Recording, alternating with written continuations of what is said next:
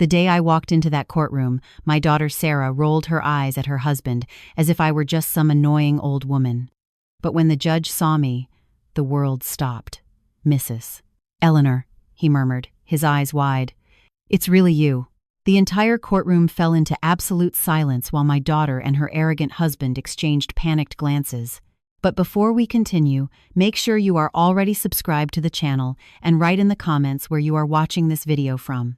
We love knowing how far our stories reach. My name is Eleanor. I am 70 years old, and up until 6 months ago, I was just an ordinary grandmother. Every morning I woke up at 5:30 a.m., prepared my coffee in an antique mug that my late husband, Arthur, had given me for our 30th anniversary, and watered my orchids while watching the sunrise through the kitchen window. It was a simple and predictable life, but full of small joys that kept me connected to memories of the past. For almost 50 years, I was the mother who sacrificed everything for my only daughter, Sarah. I worked as a housekeeper during the day, a seamstress at night, and on weekends I sold homemade treats at the local farmer's market, all so Sarah could attend good schools and have the life I never had. When she married Mark, a man with cold eyes and a smile that never quite reached them, I swallowed my discomfort and welcomed them for Sunday lunch with my best dishes and a smile that hid my worries. After my husband's death, I hoped Sarah and I would grow closer. How wrong I was. Instead of finding comfort in each other, she began to see me as a burden. Her visits became mechanical, her calls rarer. The way she looked at the house where I raised her, the house where she took her first steps, where we celebrated all her achievements, changed completely. It was no longer a home of memories, but an asset to be acquired. The greatest disappointment of my life happened on a rainy Tuesday in October. I had prepared pot roast with potatoes and carrots, the recipe Sarah loved in her childhood. I laid out the embroidered tablecloth I made when she entered college, and even bought a fresh flower arrangement for the occasion. When they arrived, Mark walked in without knocking, as if he were already the owner of the house. He threw himself onto the recliner that had belonged to my Arthur and turned on the TV without even greeting me. Sarah carried a folder of documents and had that distant look she had developed in recent years. A look that belonged to a stranger, not the little girl who once held my hand with such confidence. "Mom, we need to talk," she said in a cold voice that chilled me to the bone. She sat on the edge of the sofa, as if she didn't want to stay there for long. "Mark and I decided that this house is too big for you. You can't maintain it alone anymore." I felt my heart tighten as she continued. "We found a great assisted living facility for people your age. You'll have company, activities, medical assistance." "But Sarah, this is our home," I replied, my voice failing. "Everything we built is here, all our memories." Mark interrupted without taking his eyes off the TV. "Memories are in your head, Mrs. Eleanor, not in the walls. You'll like the facility. It's modern, it has a garden." What he didn't say, but his calculating eyes revealed, was that they wanted my house. The house Arthur and I built with so much sacrifice over decades. The house where we kept not just memories, but a part of our souls. Sarah put the folder on the table. "We've already taken care of all the paperwork. You just have to sign." Her voice was mechanical, as if she were talking about a random contract, not about ripping her own mother from the only place she had left in the world. When I refused to sign, the atmosphere changed quickly. Mark turned off the TV and faced me with a coldness he had never shown so openly. "Mrs. Eleanor," he said, adjusting the expensive tie he wore, "you need to be reasonable. You can't keep living alone. Last week you left the stove on. It's dangerous." That was a blatant lie. I had never forgotten the stove on in my entire life, but I realized in that moment that they were willing to invent anything to get what they wanted. In the days that followed, they intensified the pressure. They brought real estate agents without warning me, strangers who measured my rooms and talked about remodeling potential as if I weren't present. Sarah started packing my things without permission, deciding on her own what I needed to keep and what could be discarded or sold. "This dress is so old, Mom," she said, holding the blue dress I wore to my husband's funeral. "You won't need it at the facility." Every object she discarded was as if a piece of my history were being torn away. Old photographs, love letters Arthur had written me, the books we read together on winter nights, all of that, for Sarah and Mark, was just clutter taking up space in the house they already considered theirs. The straw that broke the camel's back was when Sarah found my jewelry box. It was a small, carved wooden box that Arthur had given me on our first wedding anniversary. Inside, besides some pieces of sentimental value, was the pearl necklace that had belonged to my mother. "I'm going to keep this for you," she said, putting the box in her purse. "These things can disappear in the facility." In that moment, I saw something in my daughter's eyes I had never noticed before. Greed. Pure and simple greed disguised as filial concern. And for the first time in my life, I felt a rage I didn't know I was capable of feeling.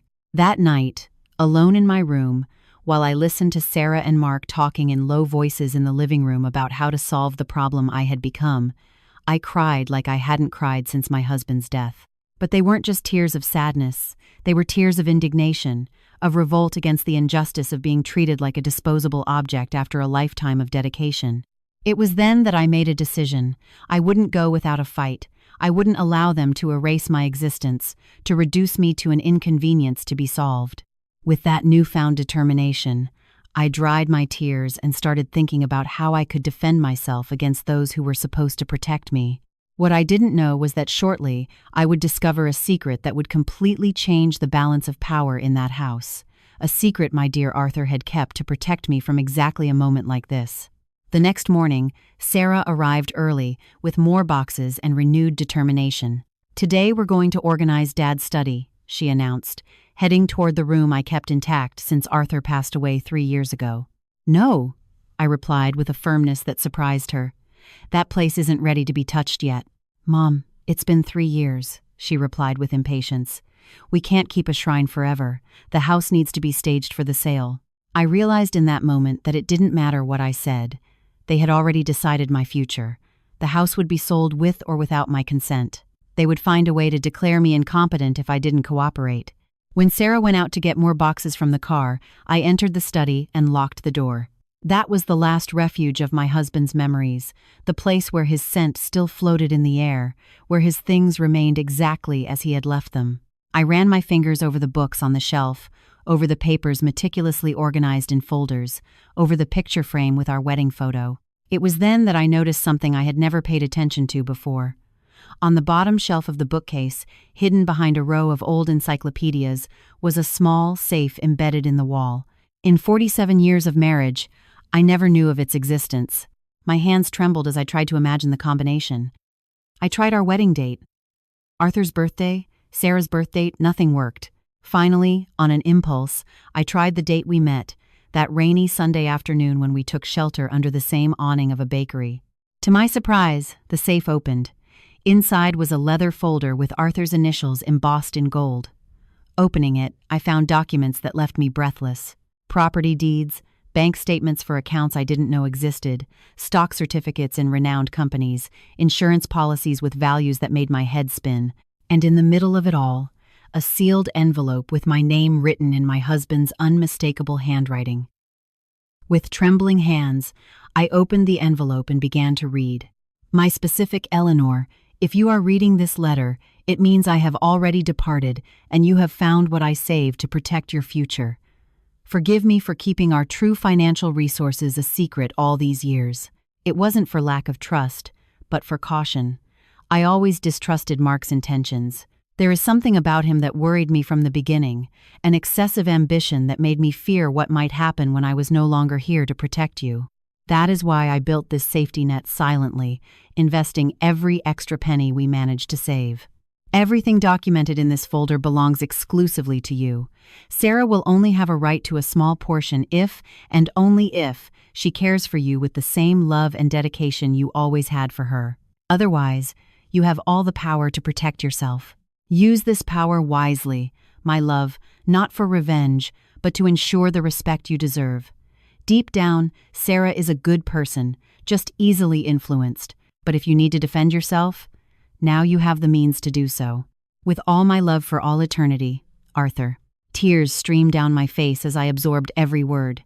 My Arthur, always so quiet and discreet, had built an empire in silence to protect me. While I thought we lived modestly, he was investing in properties, stocks, and businesses that were now worth a fortune. Among the documents, I found something that left my mouth open, the deed to the building where Sarah and Mark lived. The luxurious apartment they were so proud of, which they flaunted as a symbol of their success, actually belonged to me. They paid rent to a management company that deposited the amount directly into an account in my name, an account I didn't even know existed. There was more. Arthur owned shares in the company where Mark worked. Not minor shares, but a significant enough stake to influence major decisions, even regarding the future of employees like my son-in-law. Sitting on the floor of the study, surrounded by papers representing more money than I ever imagined possessing, I laughed through my tears. Sarah and Mark thought they were kicking me out of my house to keep it, having no idea that this house was the smallest of my properties. Insistent knocking on the door brought me back to reality. "Mom, open this door right now," Sarah shouted. I quickly put the most important documents in my purse and returned the rest to the safe, closing it carefully. When I opened the door, Sarah looked at me with irritation. "What are you doing locked in here?" "Just saying goodbye," I replied with a calm that disconcerted her. "You're right, Sarah. Maybe it is time to move on." She studied me with suspicion, but then her face softened, believing I had finally given in. "I'm glad you understand, Mom. You'll see it's for the best for everyone." "Yes," I agreed, holding my purse firmly where I kept the documents that would change everything. "I am sure everyone will get exactly what they deserve." That night, while Sarah and Mark celebrated their apparent victory with a bottle of expensive wine in the living room, I made a call to a number I found among Arthur's contacts, attorney Helen Vance. "Attorney Vance?" "My name is Eleanor Davis, widow of Arthur Davis. I need your help with some urgent matters regarding my inheritance." When I hung up the phone, I looked at Arthur's photograph on the nightstand and smiled. "You always knew, didn't you, my old love? You always knew this day would come." For the first time in months, I slept deeply, not with the resignation of someone who was defeated, but with the tranquility of someone who had finally found their strength. Attorney Helen Vance was exactly as Arthur described in his notes, a middle-aged woman with sharp eyes that let no detail escape. When I entered her office 3 days later, she had already analyzed copies of the documents I sent by email and assembled a preliminary strategy. "Mrs. Eleanor," she said after offering me coffee, "your husband was extremely meticulous. All the documents are in order, the investments were made legally, and the will is absolutely incontestable. You are, without a doubt, a very wealthy woman." Those words sounded strange to me, who always lived counting pennies to make ends meet. But the lawyer continued, showing me a detailed report of all my assets. "The most interesting thing," she observed, "is that your husband structured everything so that your daughter and son-in-law cannot contest it. The behavior clause in the will is particularly ingenious. They would only have a right to a part of the assets if they treated you with love and respect. Considering what you told me about their attempts to remove you from your own home, we can easily argue that this clause was violated." "What should I do now?" I asked, still trying to absorb the magnitude of the situation. Helen leaned forward with a determined gleam in her eyes. "First, sign absolutely nothing they put in front of you.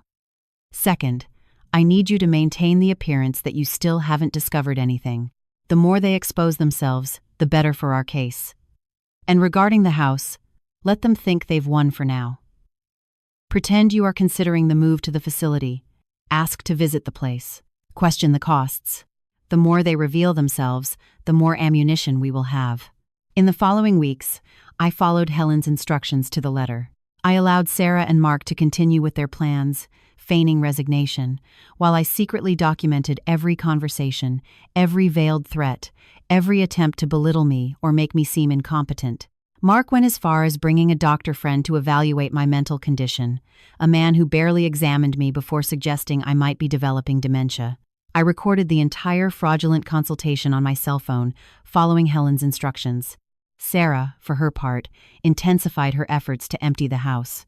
Boxes and more boxes of my memories were packed, labeled, and sent for donation or simply discarded. It hurt to see my memories being treated with such contempt, but I stood firm, knowing that their every act only strengthened my case. One afternoon, while Sarah was cataloging my belongings in the living room, I let slip a piece of information casually. "You know, Sarah, I was thinking of giving you my pearl necklace before going to the facility. It was your grandmother's, after all." She stopped what she was doing, visibly interested. "The pearl necklace? The one you kept in the wooden box?" Yes, but I can't find it. Did you see it around?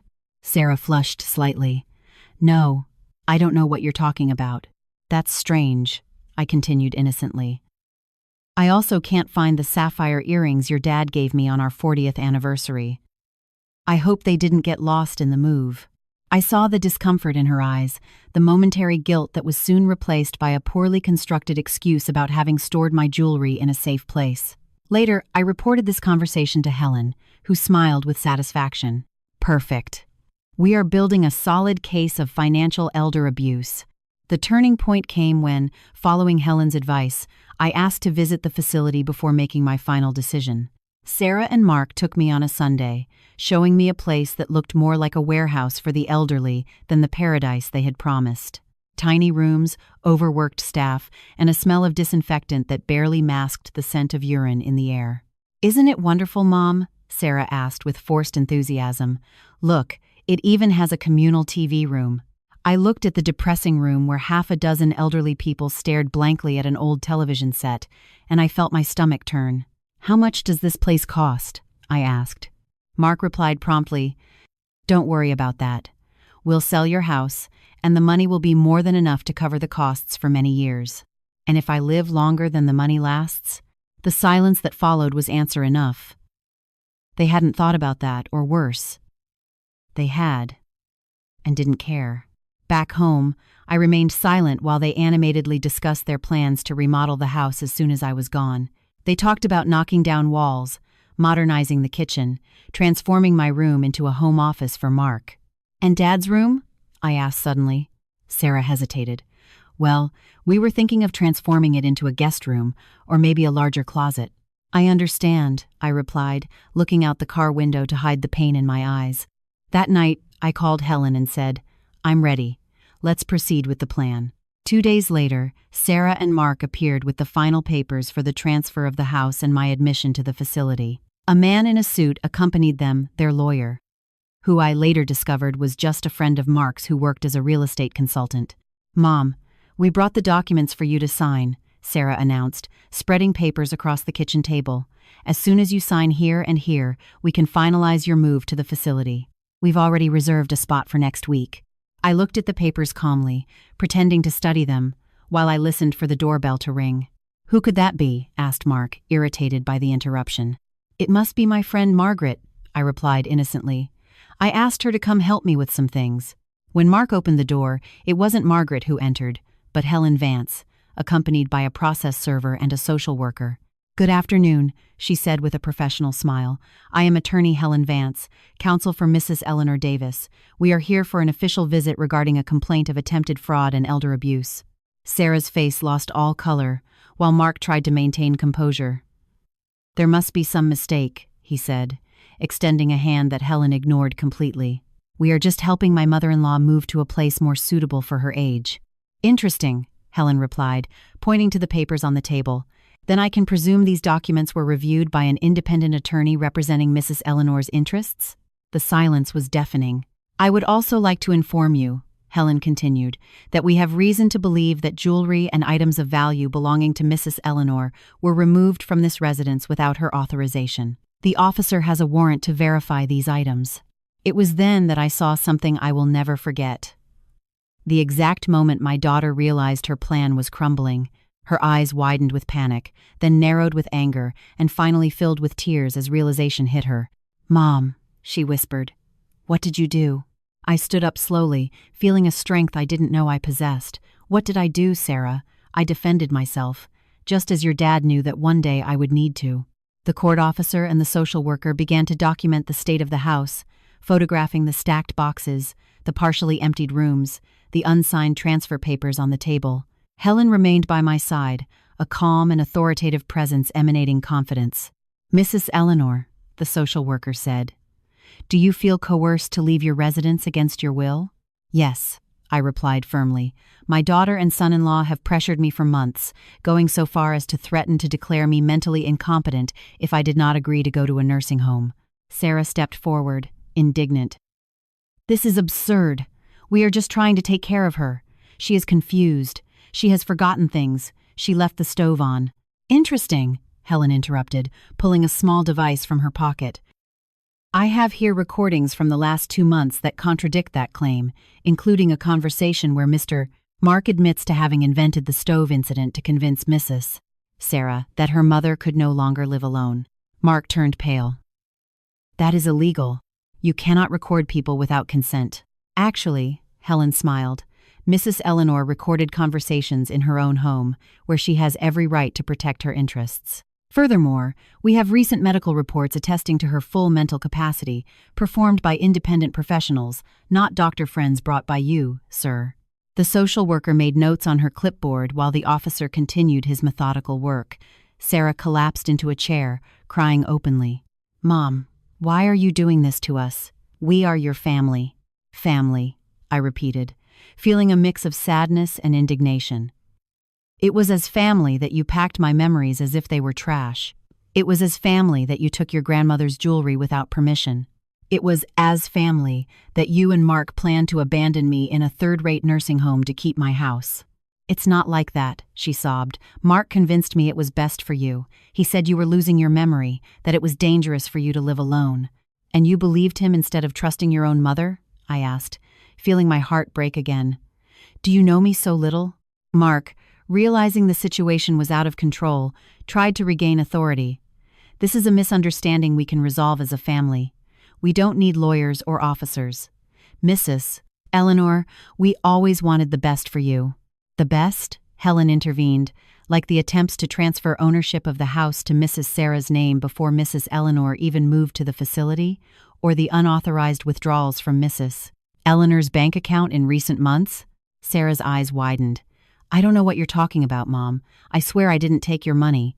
No, you didn't take it, I replied calmly. But Mark did. I have bank statements showing transfers made with my card to a joint account of yours on dates when I wasn't even home. Mark adjusted his tie, visibly uncomfortable. There must be some mistake. There is no mistake at all, I continued, feeling a strange calm envelop me. Just as it is no mistake that you thought I was a poor, defenseless old woman, easy to manipulate and discard. But there is something you don't know. I walked slowly to my purse and pulled out a folder of documents Helen had prepared for me. Your dad, Sarah, wasn't just the discreet accountant you knew. He silently built a financial empire over the years and left it all to me. I placed the deeds, stock certificates, and bank statements on the table values that made Mark's eyes widen with disbelief and greed. This building downtown, I pointed to one of the deeds. It's mine, as is the lake house you visited last summer, believing it belonged to your boss, Mark. Sarah took the papers with trembling hands. It can't be true. It is true, confirmed Helen. And there is more. The apartment where you live also belongs to Mrs. Eleanor.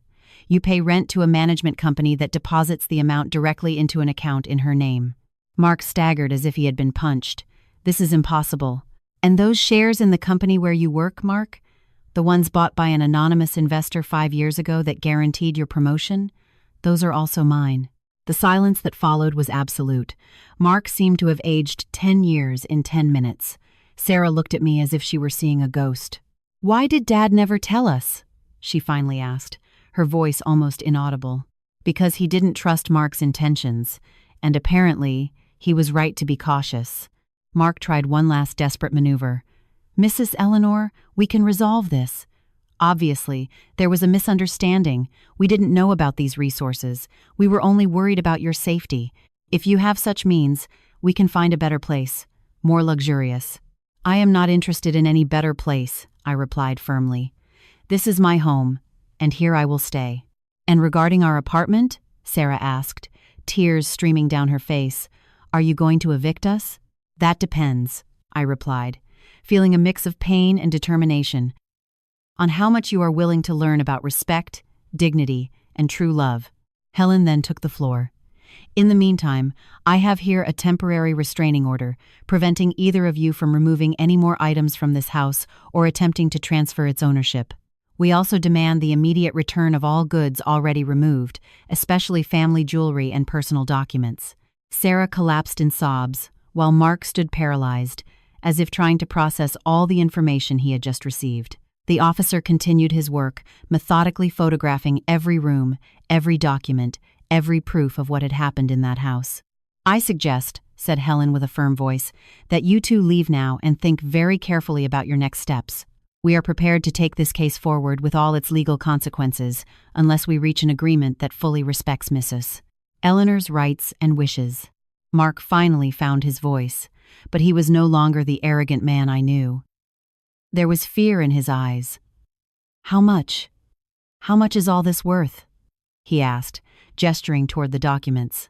Helen smiled coldly. "Much more than you could ever pay in a lifetime of work, Mr. Mark. Now, I suggest you leave." When the door closed behind them, I felt my legs give way. Helen supported me to the sofa, where I collapsed, emotionally exhausted. "You were very brave," she said, sitting beside me. "Not everyone would have the strength to confront their own family that way." "I don't know if it was courage or desperation," I confessed, watching the social worker still making notes. "I never wanted it to come to this. Unfortunately, often it is those we love most who hurt us most," Helen replied. "But now you are in control. What do you wish to do next?" I looked around the living room, at the walls that witnessed so many moments of my life, at the empty spaces where photographs and memories used to be.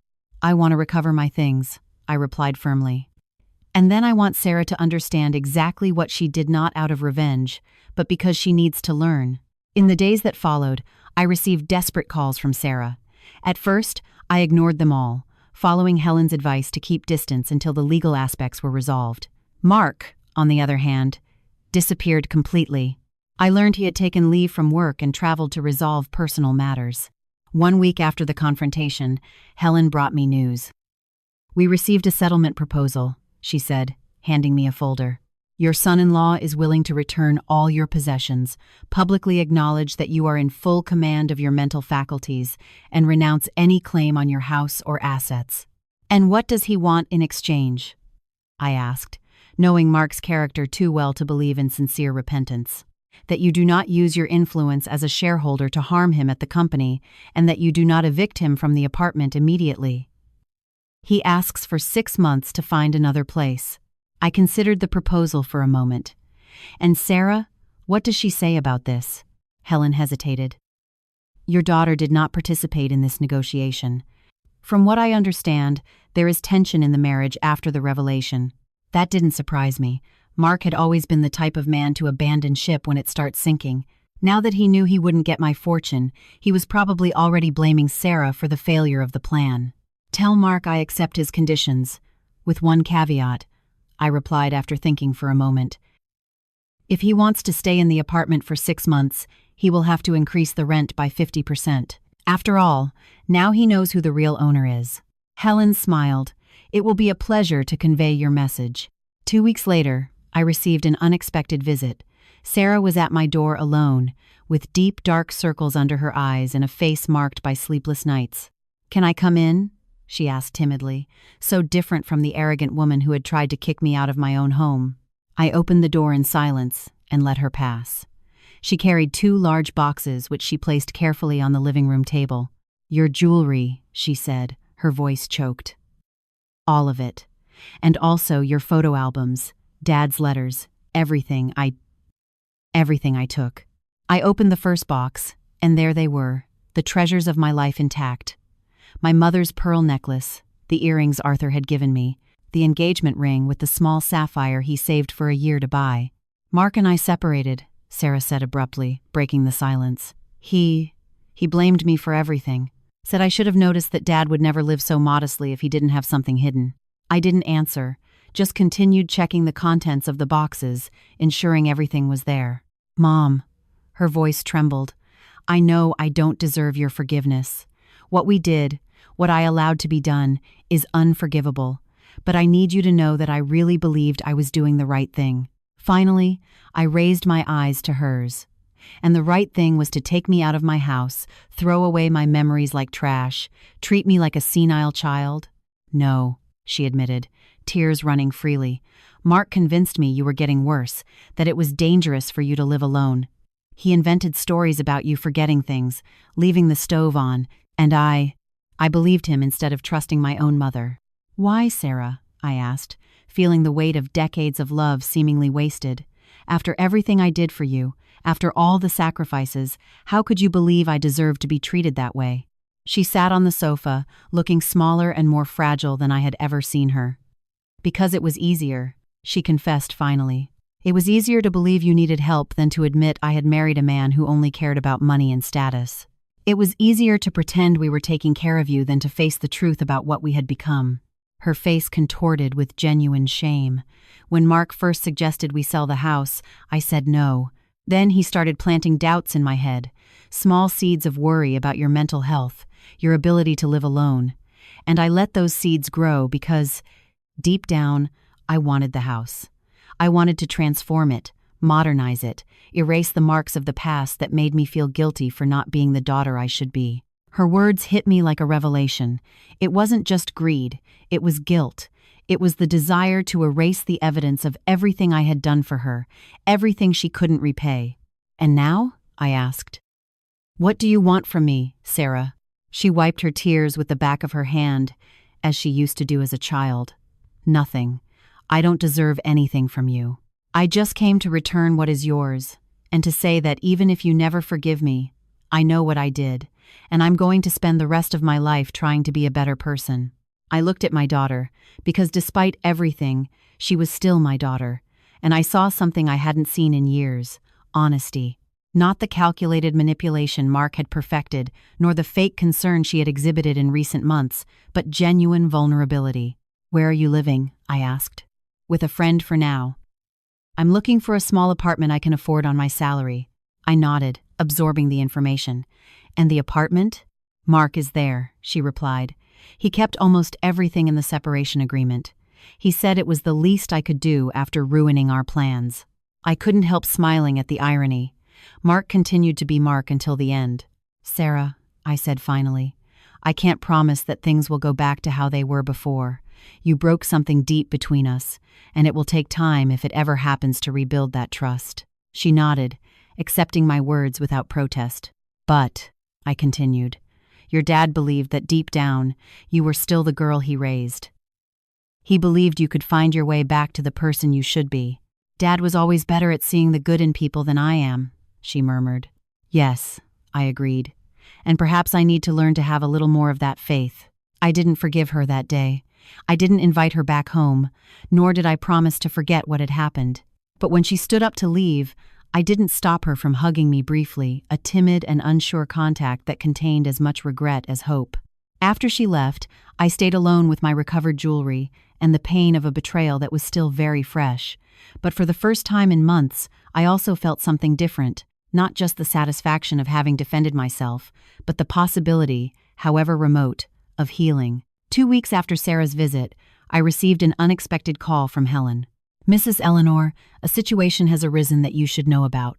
Mark did not pay the increased rent per our agreement, and from what I've learned, he is planning to leave the country." "Leave the country for where?" "Apparently, he has a cousin in Spain. My sources at his company indicate he resigned and is already selling his belongings." That didn't surprise me. Mark was always the type who runs when things get tough. What surprised me was what Helen said next. "There is another thing. Sarah reached out to me yesterday, asking for legal help. She discovered that Mark emptied their joint accounts before the separation and left her with significant debts in her name." I felt a pang in my chest. Despite everything, it was my daughter suffering. What does she intend to do? "We are filing injunctions to prevent him from leaving the country without resolving his outstanding debts. But frankly, I believe he has already transferred the money abroad. Sarah is practically bankrupt, as well as in debt." After hanging up, I stood looking out the window for a long time, watching the garden where Sarah used to play as a child. I remembered Arthur's letter, his words about using power not to hurt, but to protect and teach. The next day, I asked Helen to prepare some documents and called Sarah. "We need to talk," I said simply. She arrived punctually, dressed in simple clothes I had never seen her wear. The glamour of an executive's wife had disappeared completely. Helen told me about Mark. I began as soon as we sat down. "About the debts, the money, everything." Sarah nodded resignedly. "He planned all of that months ago. While we were pretending to care about you, he was already preparing his escape. I was so stupid, Mom, so blind. Many smart women are deceived by men like Mark, I replied. Don't blame yourself for that. Blame yourself for what you did to me, not for what he did to you. She lowered her eyes, accepting the harsh truth in my words. I have a proposal for you, I continued, sliding a folder across the table. It is not charity or automatic forgiveness. It is an opportunity. Sarah opened the folder hesitantly, and her eyes widened as she read the content. This is an employment contract. Yes, for the Arthur Davis Foundation, an organization I am creating to help elderly victims of family abuse and abandonment. The idea had been born during my sleepless nights when I realized my story wasn't unique. How many other seniors were being manipulated by greedy relatives? How many were being forced to leave their homes, to give up their lives, without having the luck I had to count on a prudent husband? You want me to work for you? Sarah asked, confused. I want you to work for the foundation. Your knowledge of administration will be useful. The salary is modest but fair, and there is a housing clause. You can occupy the carriage house apartment in the back of this property, which will save you on rent while you reorganize your life. Why? She whispered. Why would you do this for me after everything? I stood up and walked to the window, watching my garden blooming under the afternoon sun. I am not doing this for you, Sarah. I am doing it for the woman you can become. For the daughter your dad believed you still were deep down. And I am doing it for all the seniors who didn't have the luck I had, who have no way to defend themselves. I turned to face her. Your work will be hard and frequently painful. You will hear stories that will remind you of what you yourself tried to do to me. You will have to look into the eyes of people who were betrayed by those who were supposed to love them. And perhaps through that work, you will truly understand what you attempted to do. Sarah held the contract with trembling hands. I don't know if I deserve this chance. You probably don't deserve it, I replied with honesty. But your dad always said that forgiveness isn't something you deserve. It's something that is offered. I'm not ready to forgive you completely, but I am willing to offer a path. In the months that followed, I transformed my pain into purpose. With Helen's help, I created the Arthur Davis Foundation, using part of the fortune my husband had accumulated to defend those who couldn't defend themselves alone. We bought a large house near mine and transformed it into a legal and emotional support center for seniors in vulnerable situations. Sarah, true to her word, worked tirelessly. At first, the other employees of the foundation treated her with suspicion. Everyone knew our story, which I never tried to hide, but over time, her genuine dedication began to earn respect. The road to redemption wasn't easy for her. There were days she arrived home for the small apartment in the back of my property, had become her home with eyes red from crying after hearing particularly painful stories of abandoned or exploited seniors. How can you look at me every day knowing what I tried to do? She asked me one night when we met in the shared kitchen. Because I see you are trying to change, I replied simply, and because your dad believed you could be better. Mark never returned. We learned through foundation contacts that he had settled in Spain and was already involved with another woman, a wealthy widow by coincidence or pattern. Part of me wondered if I should alert her, but another part knew that some predators are only stopped when they encounter prey that bites back. 1 year after the creation of the foundation, I received an honor I never expected, a Human Rights Award for our work with vulnerable seniors.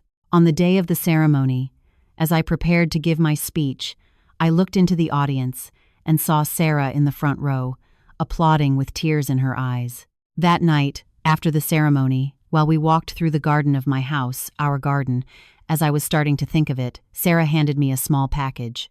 "What is this?" I asked. "Open it," she replied nervously. Inside was a handmade scrapbook. On the pages, Sarah had pasted old photographs of our family, many of the same photos she had packed so carelessly a year before, but now each one came accompanied by a handwritten letter, remembering the captured moment and reflecting on the meaning of those memories. "I spent months looking for these photos," she explained. "Some were with Mark, others with friends I gave them to without thinking. I wanted to gather our memories again, not to erase them, but to honor them." I flipped through the book with care, feeling the weight of decades of family history in my hands. On the last page was a recent photo of the foundation, with the whole team gathered in front of the building, and below, a simple inscription, "For my mom, who taught me that it is never too late to start over, and for my dad, who always knew I would find my way back."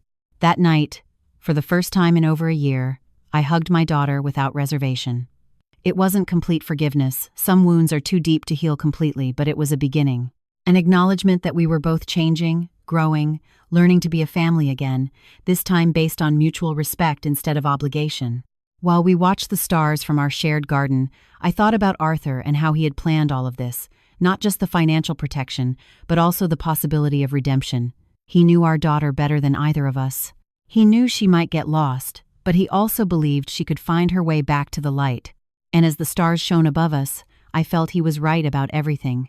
18 months after the creation of the foundation, I received news that would change everything again. One of the volunteer lawyers working with us approached me with a grave expression. "Mrs. Eleanor, we found something you should see," he said, handing me a folder. During our investigation for Mrs. Olivia's case, we discovered that the same scheme was used against several other elderly women. And guess who is behind it all? I opened the folder and felt my blood run cold. There was Mark, using another name but unmistakable in the surveillance photographs. He had returned to the United States secretly and was operating a sophisticated scheme to cheat elderly widows, making them sign documents transferring their properties to shell companies. "He came back," I murmured. "And he's doing the same thing to other women." The lawyer nodded grimly. "We've already informed the authorities, but we need someone who knows him to make a formal identification, someone who can testify about his methods and his personality." That night, I talked to Sarah about the discovery. She turned pale seeing the photographs and documents. "He hasn't changed at all," she said bitterly. "He just found new victims. The authorities want us to testify against him," I explained. "I've already decided I'm going, but you don't need to get involved if you don't want to." Sarah looked at me with a determination that reminded me of myself. "No, Mom, I need to do this. I need to face him, not just for us, but for all those women." In the following weeks, we worked with the police and the district attorney's office, providing detailed testimony about Mark's methods, the subtle manipulations, the small lies that gradually escalated to complete fraud. Sarah, in particular, was crucial in explaining how he had convinced her to participate in the plan against me, how he planted doubts and insecurities, how he gradually isolated his victims. When the day of the trial finally arrived, I felt an anxiety I hadn't experienced since the confrontation in my house. The courtroom was packed. Our case had received media attention, partly due to the work of the foundation, which was now known nationally for its fight against financial elder abuse.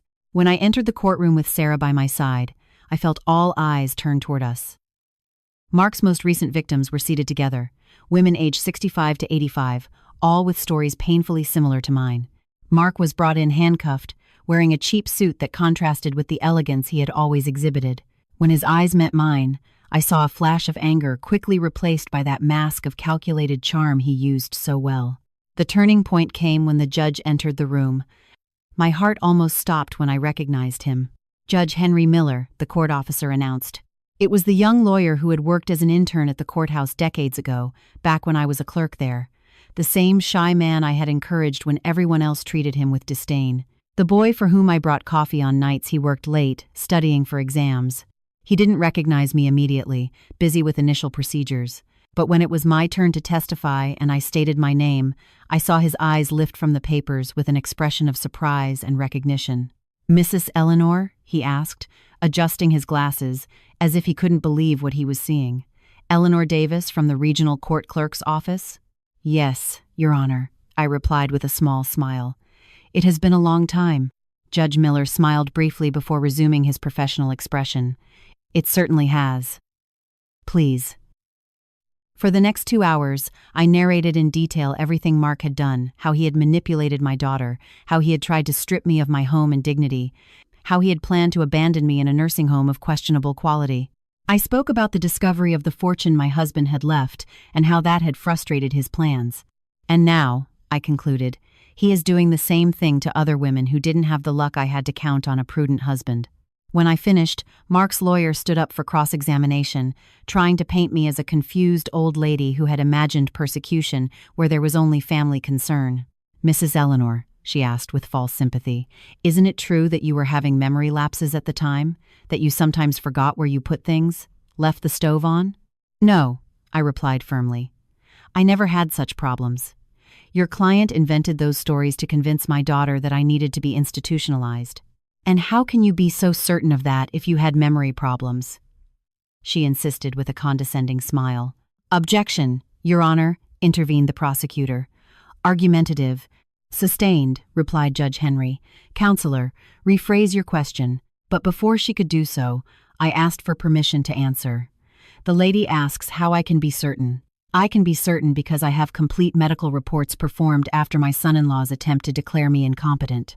I can be certain because I have recordings of him admitting he invented those incidents. And I can be certain because, at 70 years old, I can still remember the first day the current Judge Henry Miller walked into the courthouse as an intern, wearing a navy blue suit that was too big in the shoulders, carrying a synthetic leather briefcase he had received from his mother as a graduation gift. The entire courtroom fell silent. Judge Miller looked at me with a mix of surprise and emotion. I remember every detail of that day, just as I remember every detail of the day my son-in-law and daughter tried to convince me I was no longer capable of caring for myself. My memory, counselor, is perfectly intact. The silence that followed was broken only by the sound of the judge's pen scratching on his notepad. Sarah testified next, with a courage that filled me with pride. She spoke openly about how she had been manipulated, about her own guilt and regret, about the path of redemption she had found through working at the foundation. Mark convinced me that my mom was losing her mental capacity, she explained. Her voice choked. He started with small suggestions. Did you notice how your mom forgot that actor's name? Did you see how she confused the dates? Until I started seeing problems where none existed. When Mark finally testified, it was like watching an actor on stage. He denied all accusations. He painted himself as a concerned son-in-law who only wanted the best for his mother-in-law. He went so far as to shed fake tears when talking about how hurt he was by the allegations. But then the prosecutor presented the evidence. Recordings, falsified documents, testimonies from all the other victims whose stories were nearly identical to mine. And finally, bank records showing how he had siphoned money from all of them. At the end of the trial, which lasted 3 days, Judge Henry Miller pronounced his sentence. Mark Edwards. This court finds you guilty of all charges of fraud, identity theft, coercion, and abuse against vulnerable seniors. You exploited the trust of family members and women who, in their golden years, deserved protection and respect, not manipulation and theft. The judge adjusted his glasses, looking directly at Mark. Particularly disturbing to this court is the coldness with which you planned and executed your crimes, specifically targeting people you considered weak and incapable of defending themselves. He paused, then continued with a voice that combined authority and contained emotion. For these crimes, I sentence you to 12 years in federal prison, in addition to full restitution to the victims and a fine proportional to the damage caused. As Mark was led out of the courtroom, Judge Henry looked at me and gave a small nod of acknowledgement that few noticed, but for me meant everything. A reminder that small kindnesses, like encouraging an insecure young intern decades ago, can return when least expected. Upon leaving the courthouse, we were surrounded by reporters and other elderly women who had attended the trial to seek inspiration and hope. A lady of about 80 approached me with tears in her eyes. "You gave me courage," she said, taking my hands. "After seeing you in the newspaper talking about the foundation, I realized my nephew was doing the same thing to me. Thanks to you, I managed to stop it before it was too late."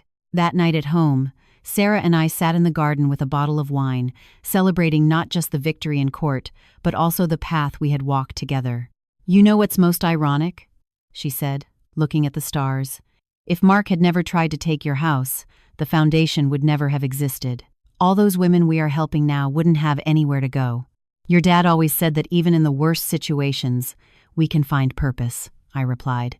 I think in the end, he was right about that too. Sarah smiled, a smile that finally reached her eyes, reminding me of the girl she had been before Mark entered our lives. "He would be proud of you, Mom. Of everything you built from the pain. Of us," I corrected gently. "He always knew you would find your way back." We looked at the starry sky in silence for a few minutes, each lost in her own thoughts. The foundation had become more than just a job for us. It was a shared mission, a purpose that reconnected us in a way I never imagined possible after everything we had been through. "What happened today in court?" Sarah said finally, "when the judge recognized you?" It was like watching destiny unfold, as if all the pieces finally fit. "Life is like that," I replied. "Sometimes the kindnesses we offer return when we need them most." I never imagined that shy young intern would one day become the judge who would convict Mark. "You were always like that, weren't you? Always helping others without expecting anything in return." I smiled, remembering all the small gestures throughout my life that I never considered extraordinary. Bringing coffee to interns working late, defending younger employees from tyrannical bosses, offering a friendly shoulder to colleagues in difficulty. "It's just the way I was raised," I replied. "Your grandmother always said that kindness is the only investment that never fails." Sarah raised her glass. "To justice, and to kindness that always returns." 5 years passed since Mark's trial. The Arthur Davis Foundation became a national reference in the defense of elderly rights. What began as a small legal aid office expanded to 3 branches in different cities, offering not just legal assistance, but also psychological support, social activities, and most recently, temporary housing for seniors in vulnerable situations. On a sunny spring morning, I was sitting in the foundation's garden watching a group of ladies participating in a Tai Chi class when Sarah approached with an envelope in her hands. "It arrived today," she said, handing me the envelope with the seal of the Department of Justice. "I think it's what we were waiting for." With hands slightly trembling with age now at 75, I already felt the weight of the years in my joints. I opened the envelope and read its contents. "It was approved," I announced, feeling a lump in my throat. The Eleanor Act for the Financial and Psychological Protection of Vulnerable Seniors was signed into law yesterday. Sarah sat beside me, her eyes shining with unshed tears. "We did it, Mom. We really did it." The bill, the fruit of 3 years of tireless work alongside legislators and organizations defending the rights of the elderly, created more robust legal mechanisms to protect people over 65 against financial and psychological abuse, especially those perpetrated by family members. It was the culmination of everything we had learned from our own painful experience, transformed into an instrument that could prevent thousands of other seniors from suffering the same ordeal. "Your dad would be so proud," I murmured, carefully placing the letter back in the envelope. Not just of us, but of how his vision allowed us to create something so much bigger than ourselves. Sarah took my wrinkled hand in hers. At 50, she had become a strong and compassionate woman, completely different from that manipulated and insecure person who almost kicked me out of my own home. Her work at the foundation had transformed her, just as it had transformed me. "I have something to show you," she said, helping me up. "A surprise we are preparing for the foundation's anniversary celebration." We walked together to the new wing of the main building, which had been kept closed in recent weeks during renovations. Sarah opened the door and led me inside. The walls, previously empty, were now covered with photographs, dozens of them carefully framed. They were the faces of seniors we had helped over the years, each with a small plaque briefly telling their story. "This is the Hall of Stories," Sarah explained. "We want everyone who visits the foundation to see the faces and know the stories of the people we help, so they understand that each senior is not just a case, but a whole life of experiences, memories, and dignity." In the center of the main wall was an empty space waiting for a larger picture. "And here," she continued, "will go your photograph, Mom, with the story that started it all." I felt my eyes fill with tears. I don't know if I deserve such a prominent place. After all, I was lucky. Many others don't have the protection Arthur left me. "That is exactly why your story needs to be told," Sarah insisted. "To show that resisting is possible, that it is never too late to defend yourself, and that even the worst betrayals can eventually lead to something good." We walked slowly down the hallway, stopping to read some of the stories. Mrs. Olivia, 82, who recovered her home after her nephew tried to sell it without her consent. Mr. Albert, 77, who escaped an abusive marriage after decades of psychological manipulation. Mrs. Carmen, 90, who reported her children for misappropriation and now gave lectures on financial independence in the golden years. "All these people," said Sarah, "found their voice and their strength because you found yours first." That night, after a tiring but rewarding day, I returned to my house, the same house I almost lost 5 years earlier. Sarah now lived in her own small house near the foundation, but we still had dinner together regularly, and on Sundays, she came over for breakfast, resuming a tradition we had lost during the difficult years. I sat on the porch with a cup of tea, observing the garden Arthur loved so much, which was now more beautiful than ever. The orchids bloomed in abundance, cared for by my hands, which, although slower with age, still knew exactly how much water and sun each plant needed. I thought about how my life had changed completely in these last few years. From the near tragedy of losing my home and dignity, a purpose emerged that I never imagined having. From the betrayal of my only daughter was born a reconciliation deeper and truer than our previous relationship had ever been. On the table next to my armchair was the old jewelry box Sarah had tried to take, now returned and restored. I opened it and took my mother's pearl necklace, running my fingers over the smooth, shiny beads. Tomorrow I would wear it to the Foundation's anniversary ceremony, where the Eleanor Act would be officially announced. A small envelope at the bottom of the box caught my attention. I opened it and found a handwritten note from Sarah. "Mom, I will never be able to completely erase the pain I caused, but I hope to continue being worthy of the second chance you gave me. Every day at the Foundation reminds me that our work isn't just about laws and rights, but about restoring the dignity that many try to take from our elders. Thank you for teaching me that it is never too late to start over, never too late to do the right thing. With all my love and gratitude, Sarah." I put the note back in the box, feeling a peace that only comes when we finally understand that even the most painful experiences can lead us to places we never imagined reaching. The next morning, as I prepared for the ceremony, I looked at my reflection in the mirror. I saw the white hair I now wore with pride, the wrinkles marking a face that had known as much suffering as joy, the eyes that had cried so many tears but now shone with purpose and satisfaction. And I thought about what I would say in my speech, the words I wanted other women my age to hear and take with them. It is never too late to defend yourself. It is never too late to transform pain into purpose. And it is never, ever too late to discover your own strength, even when those who were supposed to protect you are the same ones trying to tear you down. When I arrived at the Foundation that morning, I was greeted by a crowd of smiling faces. The team we had built, the seniors we had helped, officials and supporters who believed in our cause. And in the center of it all, Sarah, now executive director of the Foundation, waiting for me with a warm and sincere hug. Upon taking the stage to give my speech, I looked at all those people and felt profound gratitude for everything. Yes, for everything, even for Mark and Sarah's attempts to take everything from me, because without that darkness, I would never have discovered the light that now illuminated so many other lives. "My name is Eleanor," I began, adjusting the microphone. "I am 75 years old, and this is the story of how I almost lost everything, only to find a purpose greater than I ever imagined." And as I shared my journey, I saw in the audience's eyes recognition, hope, and most importantly, the determination that my story would not be unique, that together we were creating a world where the elderly would be treated with the respect and dignity they deserve. At the end of the speech, as applause resonated through the hall, I looked at the sky through the high windows and smiled. "Did you see, Arthur?" I thought. "You were right. About everything. Now, if you liked this story, click right now on this next video appearing on the screen, because in it, there is a story of betrayal and twists like you've never seen before.